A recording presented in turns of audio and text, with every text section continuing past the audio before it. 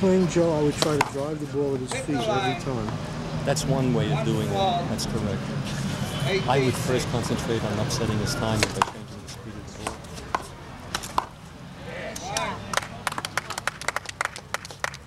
Thank you. 19-6. Okay, the score is 19-6. Out. Point game. 26. Boy, Joe seems really relaxed. 26. God. He seems almost as if he's in another world. What he's got to think about now is not stretching too much because he has a very tenuous shot. Yeah, he was saying if he takes a bad shot, his back's going to Think it go. went into the floor. Understand? Go ahead, play ball. It was a great comeback. Levitsky was making a comment about his shot. And he said it looked like the ball was sinking into the floor, and Durso quipped, "You're sinking into the floor." We're all sinking into the floor. It's a great line. Playing 20. It'll probably be repeated by me many, many times now. Today, I'm talking about. 8-20.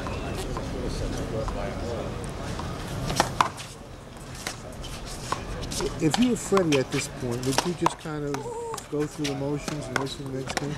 No, what I would do is serve to the long line and then immediately attack and go for a kill shot.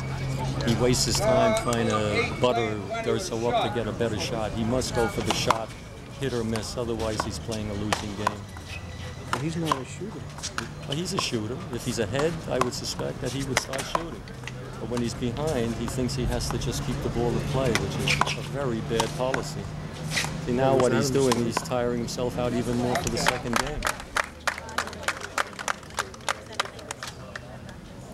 But it's easy for me to say that over here, in the comfort of the camera, in this cocoon of photographic reverie. Well, you've chosen to do it.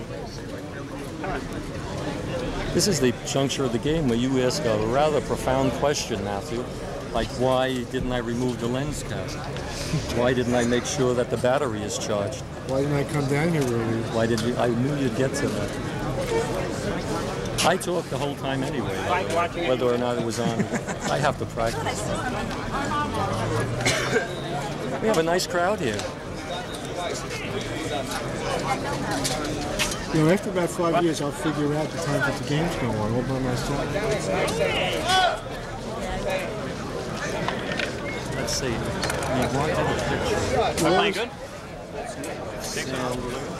I have no perspective anymore. Well, I got a big lead, but I have no reference to what he should make. Should make 5, 10, 15. I have no way of knowing. So I don't know if I'm playing good or bad or. You know, it's weird because there's no perspective. I guess I determine if he's playing good or bad because I'm the reference point, right? Absolutely. In other words, you define the sport by everyone who plays it or by the best person who plays it. How do you define it? By the best person. I don't know. So if you define it by the best person, he's making what he's supposed to make, no matter what he makes, right? Okay. We're ready to go. Typically, we have Coward. Control reality within this. Typically, we have Howard Cosell describing what goes on. We've just been provided with subtitles, and the effect of that was a ball served out. I think this is the only sport where the champion is a French existentialist philosopher.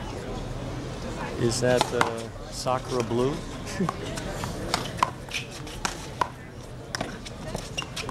Sacre Cool.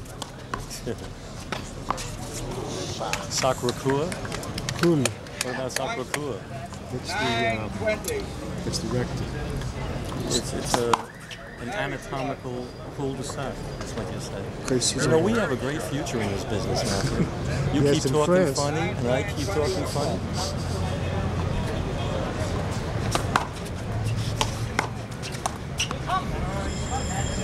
It's unfortunate, you know, Freddie Sylvia is such a nice guy. He does sometimes get riled up, and he does sometimes use expletives, but very rarely. It's hard to be a nice guy when you miss a shot that you think you should make. But the funny thing is, of all people, the referee chastises him for abusive language, and the guy just uttered one little tiny thing. Really. Probably practicing to hit upon Joe later. Yeah, it was a message for his opponent, which was clever.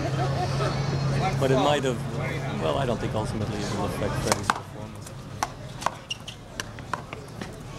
That is another thing you have to know about this. Freddie Sylvia, during the year, always plays with a green ball, a souped-up handball. And when he comes to the tournament, he's confronted with this harder ball. And I think that has a little effect on his playing performance.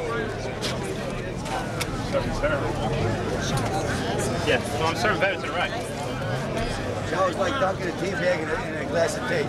Listen, while we're here, Matthew, let's put Mickey Descend on camera and let's ask him some beautiful questions.